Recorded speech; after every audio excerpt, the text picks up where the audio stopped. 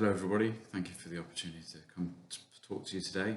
My name is Rhys Hobbs, I'm Marine and Fisheries Conservation Officer for St Helena Government, and we're going to talk to you about the site fidelity of yellowfin tuna in the central South Atlantic Ocean, more specifically St Helena Island. To introduce a couple of the programs that this work has been carried out under, everyone will be aware of the ICCAT AOTTP program, but also work has been carried out under the UK Overseas Territories Blue Belt program, as well as a Darwin Initiative project. A number of project partners that have helped us to deliver this work, as well as members of the St Helena Government. We have CFAS in the UK and Stanford University. They have provided a large amount of scientific support in relation to the work. Some background in relation to the island's geography. It's located 1900 kilometres off Angola on the African coast, and St Helena lies in the centre of the South Atlantic Gyre and is fed by the Benguela and Angolan currents. St Helena has a 200 nautical mile exclusive economic zone, and in 2016 designated a Category 6 Sustainable Use Marine Protected Area. The island is a 14 million year old volcanic island and is around 120 kilometres squared in area. It has a 200 metre shelf extending around it to about 2 kilometres on the leeward side and 6 kilometres on the windward side, at which point it rapidly drops off to around 4,000 metres depth. The island and some of the larger seamounts tend to cause an upwelling, which brings nutrients to the surface and stimulates primary production, which leads to an abundance of zooplankton and smaller fish. This local abundance tends to present suitable for larger prey, and it attracts the larger pelagic fish such as tuna as a result. Previously, there's been a limited understanding of tuna ecology in St Helena's waters, and management decisions have been based on the assumptions that the species is highly migratory. In order to understand a bit more, a series of scientific programs have been undertaken, which have been aimed at gathering more detailed data and information on the tuna species, which will hopefully intended on leading to more evidence-based and informed management decisions. Some background on the fishery itself. It's traditionally an artisanal pole and line fishery, with catches over the last 30 years ranging from 100 to 800 tonnes, with an average of around 350 tonnes a year. There is a small inshore demersal and lobster fishery, and the value of the fisheries catch is approximately £155,000 per annum, with exports varying from 0 to 850,000 over the last 5 years.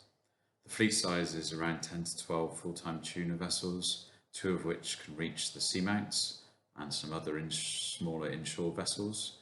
And there is the potential for expansion to the fishery to more regularly utilise the seamounts. The scientific programs began in 2016 with a Darwin-funded project, and then continued under the Blue Belt program in 2017 and 18, before a large number of tags were deployed as part of the ICCAT program, running through till 2020. We have now continued this work as part of some central government funding, but also a continuation of the Blue Belt, and these tags will be deployed on an ad hoc basis by the local fishers. Analysis was also started on the data in and around 2018 by the ICCAT and Blue Belt programs. So just to cover the types of tags that we've deployed as part of these programs, predominantly it's been conventional tags, which have provided sort of the standard return information, such as location of deployment and recapture, time at liberty and growth estimates. We've also deployed a series of satellite and DSD tags as well, though, which have provided us depth information, daily positions, temperature profiles, and also the satellite tags providing us information on activity levels. Obviously, the satellite tags are able to provide that information, or a limited amount of information, without being recovered, but the data storage tags are, you have to recover that data to get that information back. We've also deployed a series of acoustic tags and acoustic receivers, and have a network of acoustic receivers around the island, but also out at the seamounts. So here we have some images of the tag deployments. The first image shows Serena from CFAS carrying out one of those, but also Serena, while she was here, undertook a lot of training with and capacity building with the local staff and local fishers, so that now a large amount of that deployment is carried out locally. We've then also got a photo next of the local fishers out on the seamounts with the cradle carrying out one of the tag deployments, and then also one of the ad hoc taggers, so it's one of our fishermen who's now undertaking tagging for us independently. In relation to the satellite tags, as part of the deployment under the ICCAT programme, one of the great benefits was also to get some local capacity building in, and CFAS were able to provide local island marine team members training on how to carry out the tag application process, which there's a few photos of here. This is just a short excerpt of a promotional video we produced showing the tagging process and release of the fish once it's been tagged.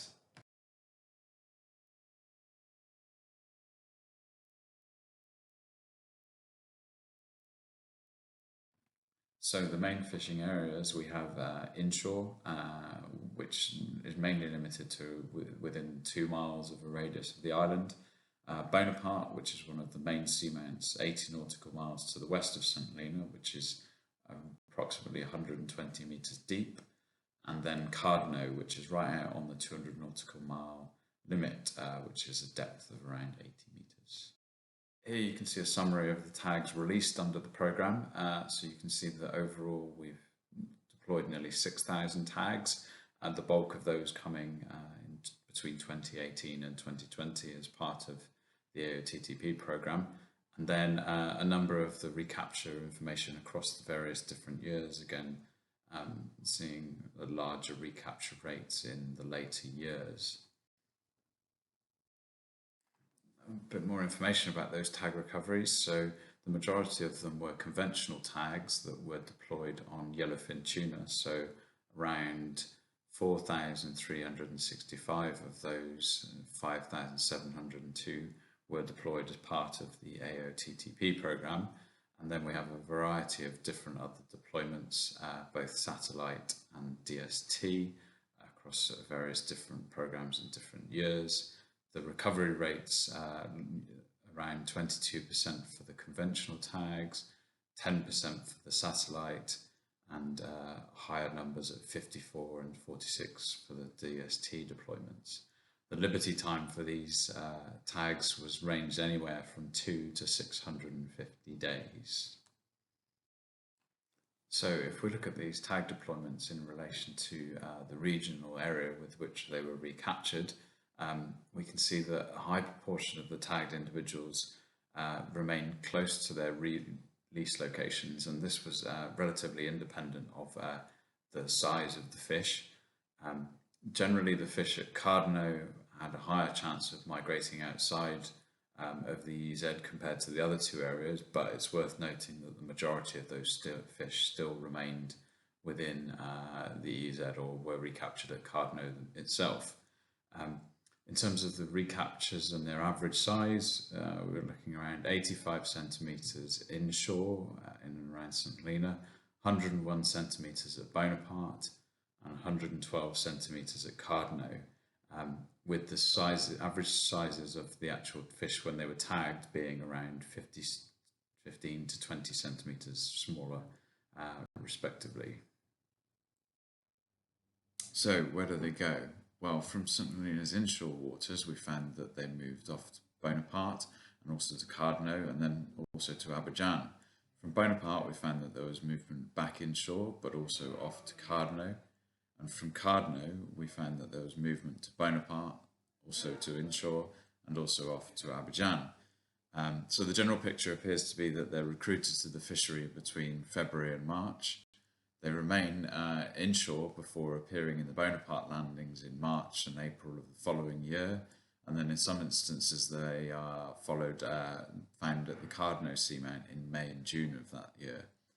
Of the 1,340 yellowfin tags we had recovered, 21 were recovered outside St Helena's waters, and also we had one that was released off Abidjan and recaptured in St Helena. So this second map shows a location of some of those recaptures. You can see that there's movement within the EZ primarily, but then also off to other locations outside the EZ, such as Abidjan, the Gulf of Guinea, and Ascension.